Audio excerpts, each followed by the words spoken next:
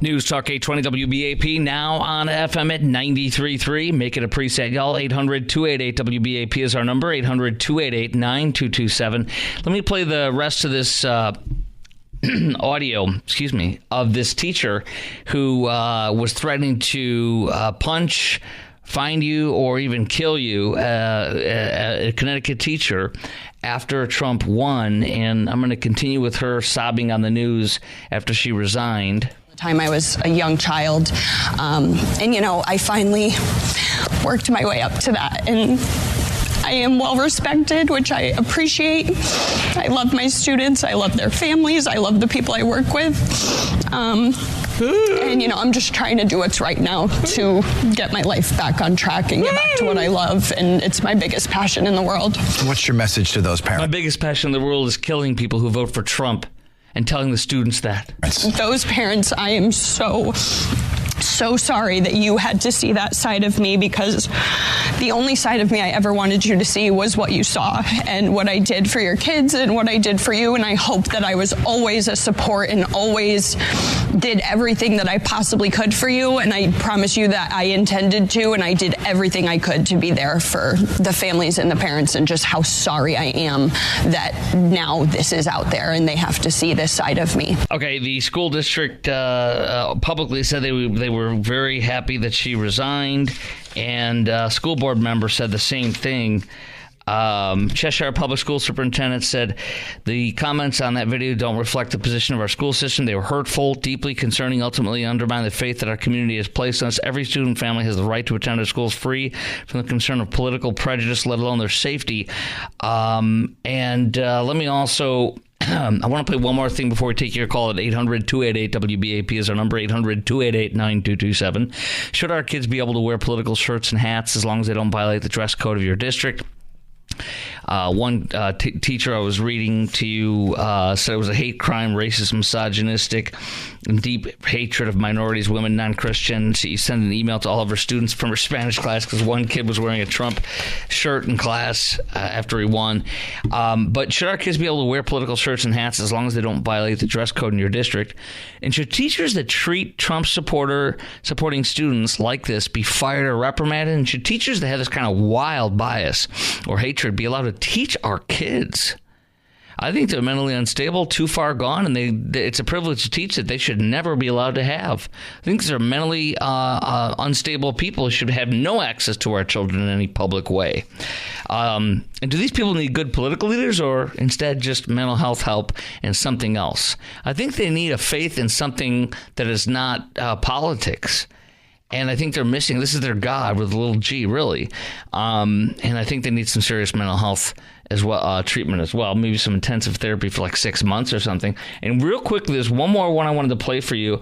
This is the California teacher I mentioned in the last segment.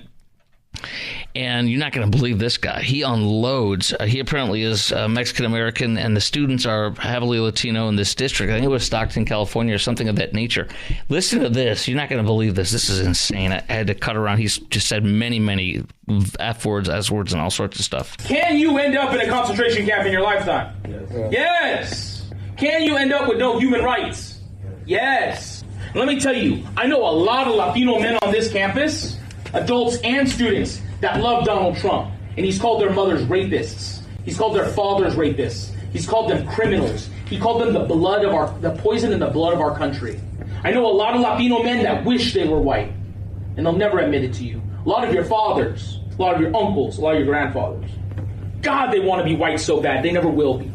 I hate Latino men that oppress the women in their family, their own daughters, and they turn around and vote for men that want to oppress them. A rapist, draft-dodging coward, treasonous scum. Why would he win? Why would they all of a sudden not vote for Kamala Harris, a young person who has no bad record, Jariah? She has a vagina, I'll use a different word. She has a vagina and uterus, and what else? She has melanin. She's mixed race. Is our country racist? Yes. Is our country patriarchal? So yes, our country is racist. Yes, our country. I mean, this is insane at a public school. I believe that he got in some massive trouble, too, there. Hopefully he got fired. I can't recall the exact adjudication of that. 800-288-WBAP is our number. These teachers are all over this country. They're not just in Connecticut and California. They're not just in liberal areas like New Haven, Connecticut, where that lady was. It's not. It's all over. It's insane. 800-288-WBAP is our number, 800-288-9227. Brooke in Frisco. Hello.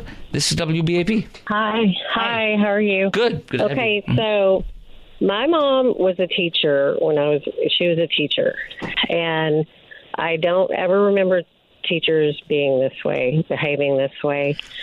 I'm not sure when teachers became so liberal, but it's kind of embarrassing the way they act, and they should be not give their point of view in the classroom. They're not there for that. I think about my neighbors who are extremely liberal, and they had all the signs. I've told you guys about yard signs up in the day after they lost every single one they had up there. All of them, local, state, and national, they all lost. They took them down the next day, which I appreciated, and I thought it was good, and I actually kind of felt bad for them. And he's a teacher in a local district, and I don't think he's doing that, and I don't think he would be there if he was doing that, because we're in an area with a good district. And it's okay to be a liberal. It's just not okay to. It's even okay to be a far left liberal, just as long as you're not doing any of that crap in the classroom, right? Yeah, it's not okay to. I think in the classroom they should not talk about politics because they're there to learn. I mean, I know all the stuff they're teaching them right now. I've seen some of the videos that they teach them, and it's not good. But on top of that, they, as far as the students wearing their gear, I think it just makes things more heightened. Well, I mean, my thing and it makes them a target to be picked on. Sure, it because does. There's people in the school district who are really very unintelligent. But let me tell you something else that comes to mind. I wanted to mention in the Vietnam protesting era, there was students who were wearing black armbands to school, and ended up going to the Supreme Court. And basically, they don't lose their political free speech in there as long as it's not disrupting the teaching. You can't interfere with a student's teaching and other students in the classroom, etc. And as long as it doesn't violate the lawful restrictions that students have on, dress code and that kind of thing. So I'm all for it if it's okay with the district. But, they can't make up stuff after stuff starts happening unless it's approved properly. You know what I mean? So if it's already in there, I don't have a problem with it, but this wasn't in there. So does that make sense? Yeah. I mean, I don't have a problem with it either, but if I had a child in school, which I don't, but if I did, you wouldn't have them wearing stuff. I don't think I'd want to subject them to all the retarded teachers in there. Yeah, I wouldn't want to get them in trouble. I would end up getting in an argument or a fight with one of the teachers. Well, that wouldn't be good. I'm very outspoken. Yeah. Well, that wouldn't be good. You'd have to make sure you go into it, making sure you got your mindset straight so you don't mess up on that. Yeah. I appreciate your call, Brooke. Thank you very much. And let's go to Alan in Coppell. Alan, WBAP. What do you got? Yeah, how you doing today? Good, sir. Yeah, what I got is, I got a couple kids here in school, and I'm talking about the kids and what I thought raising them, elementary school kids, is, they do what I thought very well. Very, very good kids, raise them well, very intelligent to me. But the thing with the schools here, the public school, is they want to put them in a certain criteria, dyslexia, this and that. And to me, it doesn't make sense. That doesn't fully make sense to put them so early on in their life in a certain criteria. And I want to challenge the teachers, and I'm going to challenge the teachers. Why do you think that this kid should be this way at this age? Well, I mean, that's not what we're talking about. We're talking about teachers unleashing this crazed rage against Trump in their classrooms and telling their kids these kind of wild, disgusting, sick things. That's unbelievable. That is unbelievable. You think the teachers are doing that? I'm playing you audio of it. You're hearing it. Are you not listening? I'm having a Dallas Blonde and a cigarette. Okay, and, I'm going to just say goodbye to you. Well, Leroy in Arlington, quickly, sir. Go ahead. Okay, I think they should definitely not be talking politics in the classroom like that about Trump or anything that's, a hot button like that, simply because why can't they just focus on teaching, reading, writing, arithmetic? I mean, we suck in all those categories, and they're wasting time in our classroom trying to make their political point. But it goes way back. I'm a kid from the 70s and the 80s. I remember Me too. I was living in California, and they passed Prop 13, and every teacher I had was always like, okay, we don't have any pencils. Thank your mom and dad for voting for Prop 13. And, they were putting all that kind of crap even back then. And it's getting even worse. For instance, flying the rainbow flag in the classroom. That's totally inappropriate. That's political messaging. Yeah, absolutely. That has no business being in a classroom. No, I mean, it would not fly if we went in there and said, hey, by the way, we want to have we're proud to be straight flag. If you could hang it next to that, that'd be great. You think that would fly? Hell no. Yeah. It's ridiculous. Yeah. It's sad, man. They can't focus on just teaching an education. It doesn't need their personal biased inputs on it. It's just, if they could show us, hey, everybody, our numbers are up and we're like in the top, at least they say top 30 in the world. I wanted to add that to you. I want to pause you there because I'm going to nail something for you that you're going to like. The reason why the Trump administration is going to destroy the Department of Education, it's a city block long in D.C., is because their mission, if you look it up, is to make us a global leader in education, be one of the leaders of education in the world. And their stated mission has been an abject failure. We are failing, as you've said, on the global stage. Our education is a disgusting disaster since they took over. It must be disbanded and destroyed and given back to the locals. I appreciate your call, Leroy. Next on the Chris Krok Show, incoming Trump administration eyes massive expansion of immigration detention. He will deliver. You have to hear this amazing plan for massive holding facilities in regional areas all over the country with these illegals to do his job that he was elected to do. I'm going to tell you about that next. We're going to see if you approve of it on the Chris Krok Show, News Talk 820 WBAP, now on FM at 93.3, 800-288 WBAP is our number, 800-288-9227.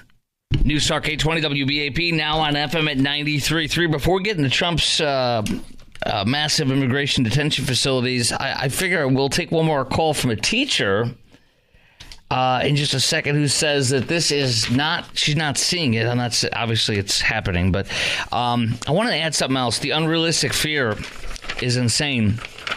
Trump pledged to roll back protections for transgender students, the Dallas Morning News says. That's BS. They have just as much protection as anybody else, but they call it that. Look at this. This is how unrealistic the fear is and how crazy the left is with telling people lies, children lies. Transgender youth flooding crisis hotline since the election of Trump. Come on, this is ridiculous.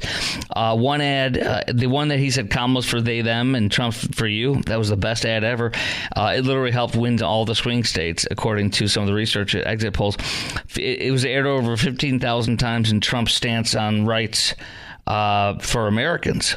They try to spin it the other way. One Alabama teen said the ad seemed to paint a transgender and non-binary people as a threat to society. Yeah, that's what it was. It was yeah, you got it. 16-year-old teen says his name is he and they, called a crisis hotline at the Rainbow Youth Project. It received they received 5,500 calls in the last 10 days, up from 3,700 calls per month that it usually gets. The mom of this kid said he realized the depth of the child's depression, and it was painful for him to see political ads that felt like a personal attack. Hey, what about our daughters who don't want to see your sons, was hoo-ha swinging and his galloon swinging around in the locker room next to them?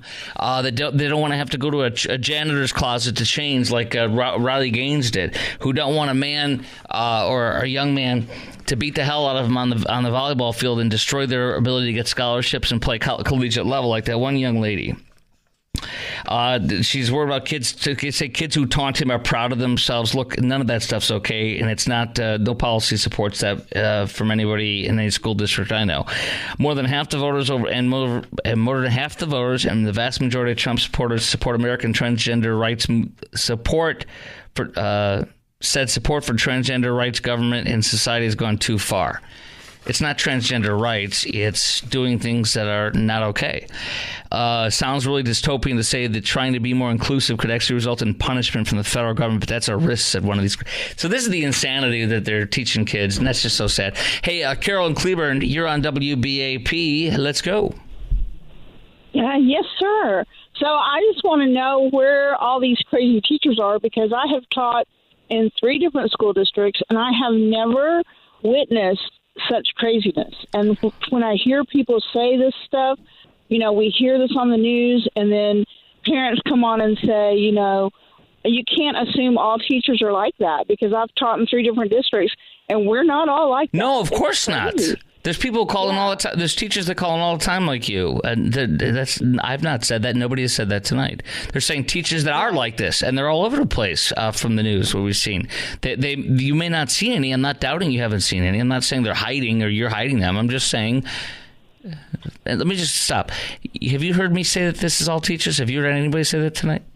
Oh, no. I'm just saying, I want to know what district they come from, because I don't want to live there. Oh, I see. I don't want to be there. Yeah, I agree. They're all over the place. Clearly, this kind of stuff is really going on in Fort Worth ISD and DISD as far as the radical leftist stuff. Carol, I got to roll, but I'm grateful for you. I misinterpreted what you're saying. So thank you for that. I'm glad you're out there. There's a lot of good teachers out there. We need all of you, okay? Thank you. Thank you. And nothing here. We'll tell you when they happen here. Trust me on that. Appreciate you. Okay, coming up next, we have 2 things. We have the incoming Trump administration, massive expansion of immigration detention. You're not going to believe this amazing plan. I'm going to share it all with you. That's coming up next in the Chris Krok Show. And then Gen Z stressing managers out. We'll talk about your experience with Gen Zers in the workforce coming up next at Chris Krok Show, News Talk 820 WBAP, and now on FM at 93.3. 800-288-WBAP is our number, 800-288-9227. News Talk 820 WBAP, now on FM at 93.3. Make it a preset, y'all. Time for a little mid-show coffee. Oh, yeah. Bold, my manly blend. Exclusively available at my house. Krok's Manly Blend. Hey, I'm just seeing that Hung Kao may be Trump's Deputy Secretary of Defense, and I think I know who he is, because I watched a video of him that went viral in a debate for a congressional seat in Virginia, and he's a veteran. And he, it was like a quick 30-second, he just beat the crap out of the liberal Democrat in the debate about people don't want the woke transgender radical stuff in their military. We need people that can rip people's throats out and crap down their throat or something like that. The crowd was like, yeah! We need a real military. So there you go. All right, now, this is really exciting to me. And some people have said, and I want to keep this open for you to call in to disagree with me, because some people do disagree with Trump's mass deportation plans. We had a guy, I forget his name, and he's a regular caller to the show, and he gives me 9 times out of 10. And he's like, Chris, this one time I really don't agree with you. He says, I got a friend, I'm a truck driver, and I got a truck driver friend who's from El Salvador.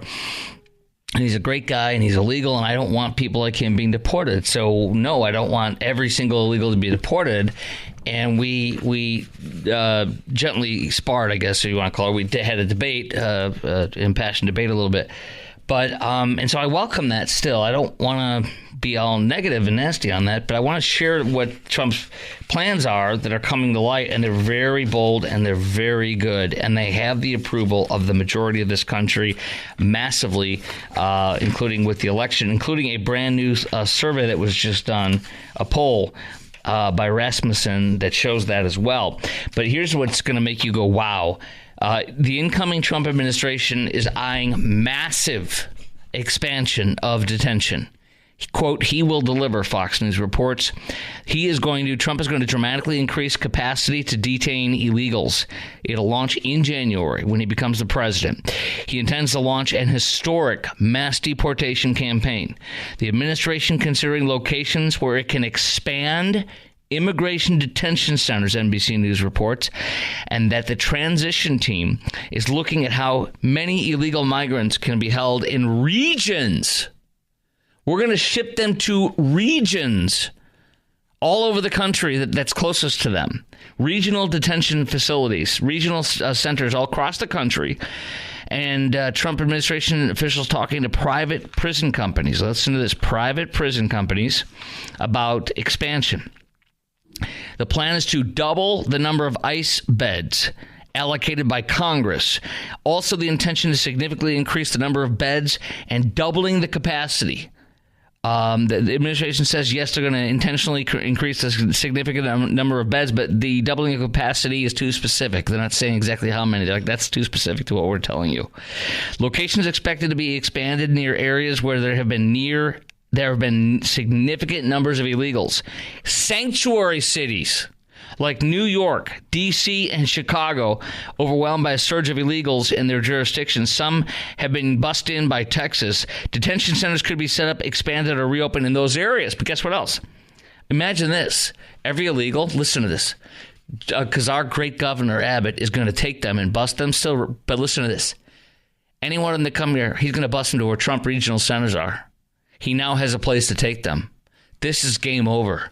This is brilliant. I could not be happier. How about you? 800-288-WBAP is our number, 800-288-9227. There are currently a number of ICE facilities that are not at full capacity or that could have their capacity expanded. Some are unique, like a facility in Adelanto, California, that has been largely shuttered because of a COVID area court order. Not anymore. They're going to fill that puppy up. So we got that. And I want to ask you, are you okay with mega camps for these illegals, or using our private prisons to hold illegals in large regional detention facilities to allow, all over the United States? You figure maybe they have 4 or 6 or 8 of them where they'll just take all the illegals and send them to, round them up and send them to. Are you okay with these mega camps or private prisons or ICE facilities to hold illegals in large regional centers all over the U.S. to stage their hearings and deportations at? And I look at it as something that's novel for something novelly done to us. Never has this happened before. There's never been an administration that has invaded us with 16 or more million illegals in 4 years. Never. So are you okay with mega camps or using these private prisons to hold illegals in large regional centers all over the U.S. to stage their hearings and deportations? And if these illegals are going to be okay if they're deported, because I'm going to tell you about a story in a second. These 2 illegals, by the way, in CNN, fake news CNN, are interviewed. One is pro-Trump, one's anti-Trump, and they both say if they get deported, they have a plan with their families. And what they both say is they're going to Mexico. And so they don't panic. They don't freak out. They have a plan. So my second question is, if these illegals are okay, are going to be okay if they're deported, shouldn't we be okay with major deportations? Because they're going to be okay. We're not. We're not sending them to a firing squad. And aren't all these denunciation of Trump's deportation plans way overblown? Will things be okay if this goes through? Will these illegals be okay? 800-288-WBAP is our number, 800-288-9227. And with these polling numbers that just came in, rapidly saying from Rasmussen, 64% of Americans approve of Trump's plan for mass deportation. It's over. Only 33% of people disapprove of mass deportation plan. 33%. When asked how important it is to stop illegal immigration, 76% say very or somewhat important. Only 22% said not important. 78% of white voters, 74% of black voters, 70% of Hispanics say it's important to stop this illegal immigration invasion. It includes 61% of Democrats. Can you believe that? 61% of Democrats, 80% of independents. There's some more statistics, but hey, doesn't this show we should do mass deportations if that's what we all voted for, and this is what the polling says? And aren't all these denunciations of Trump plans way overblown? Won't things be okay for these illegals? And are you okay with mega camps being staged to hold them, detain them, deport them, and have hearings for them out of? 800-288-WBAP is our number, 800-288-9227. Here are two illegals talking to fake news CNN about this. Listen to this. Gelacio Velazquez is an undocumented mechanic who has worked in Houston for 25 years. So you support Donald Trump because of the economy? For the economy, yes. But you don't support the anti-immigrant rhetoric? I'm not support the anti-immigrant action. Do you support his mass deportations? No, it's not human. Are you afraid that you could be deported in this mass deportation? I'm not afraid. Explain why Latino men are going to Trump. Democrats forget the promise when these guys are in the office in Washington.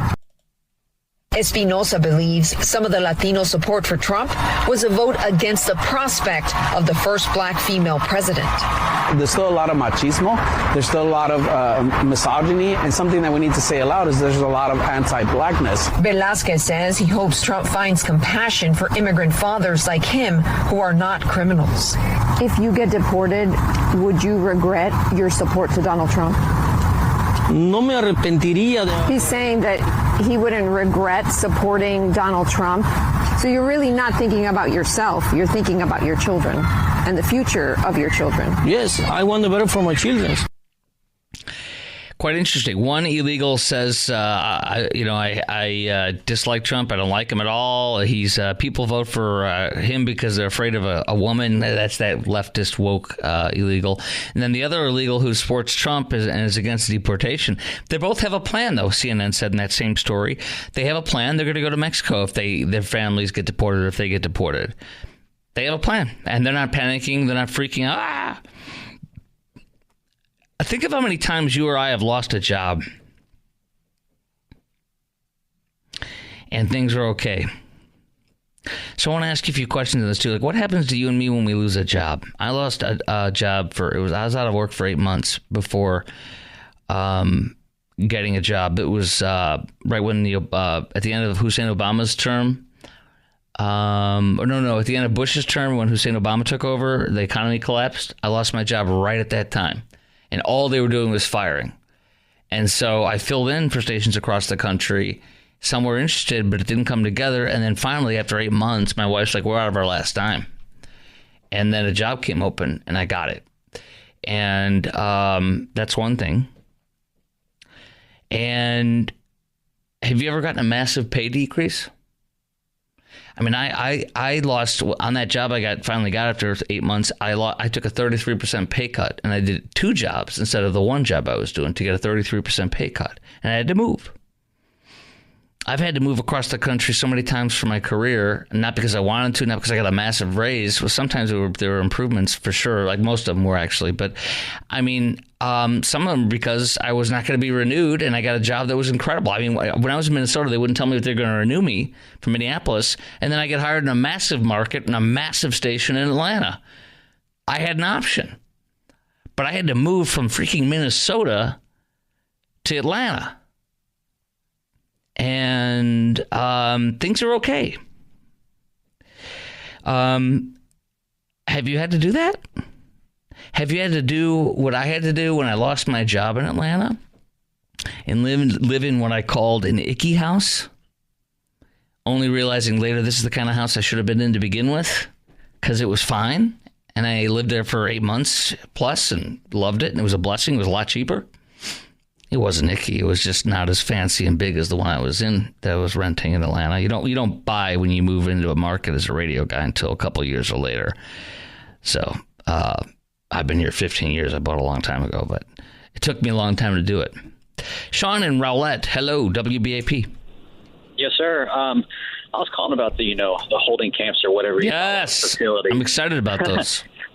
Excited, but my big question is, Before we even get to that point, the roundup situation, you've got millions and millions scattered to the wind. The only way I see any kind of quick resolution to this and roundup of individuals is to turn into police states with heavy police presence and military doing road checks, roadblocks, whatever they can for identification checking. Before we even get to the holding situation, how do we plan to round everyone up peacefully? Because I could see the Democrats taking that vision and slapping all kinds of negative connotations on it, especially once he starts arresting and removing individuals in mock pace. That's a big question mark to me, is how we plan on doing this civilly without it turning into a war of some type here in the streets, because these individuals are going to band together. They're not going to just stand down like, all right, sir, I'm ready to rock and roll, get me out of here. They're going to band together and unionize and fight back as much as they can. Well, unionize? I mean, you can't form a union of illegals. Sure. But I understand what you're saying, but let me say this. They're going to first go after the criminals. And in the course of going after criminals, if anybody else they come into contact with is illegal as well, they're going to most likely deport them. Do you have a problem with that? Not at all. No, okay. No, I have no problem. Number two, on Trump, do you have any reason to believe he would turn us into a police state from his previous 4 years? No, not at all, actually. I'm pro 100% Trump and his direction of how he's going to go about this. It's just a question mark, in my opinion. Right. Well, I mean, first of all, he says they're going to go after the criminals first in a massive way. I'm sure you support that. And any contact they have with anybody else with them, they're going to run their papers. And if they're illegal, they're going to get them the hell out of here. Number two, I think that every single one of these people on humanitarian parole, all the Haitians in Springfield, Ohio, first of all, they all live there. Number two, they all have their addresses. They have everything about them. So they know exactly where they all live. They're going to go after them. And I want them to, don't you? Go to their address. Oh, 100%. Yeah. I'm just about the ones that don't have addresses that have just, like I said, just scattered. You come into contact with them, you run stuff. They're going to start getting smart and wise, but I think there's a way to get a large chunk of them out of here. And also a way to stop them from incentivize them to get them to come forward and allow them to turn themselves in, get deported, and get a chance to come back, without cutting in line from the people that have been waiting. There's some other things I've heard about in the news, but I can't remember the exact stuff. But I have faith, and these mega camps are going to be great because they have the address of not only the humanitarian paroles, which is there's hundreds of thousands from Venezuelans and others. They know where they live. They have the addresses, and but there's not just that. There's a whole bunch that they have all their information because they were brought in under friendly pretenses illegally, though, with the Biden-Harris magic wand, and they're going to go to all their places. And I think they're also going to reinitiate workplace raids, which is righteous. I'm sure you agree. Workplace raids at places that are suspected. So I think that's all good. So I think they're going to do a lot of different things, and they're going to come up with some wild, good ideas that are out of the box. I appreciate your call, Sean. Yes, sir. Thank you for your time. Thank you, brother. Appreciate you.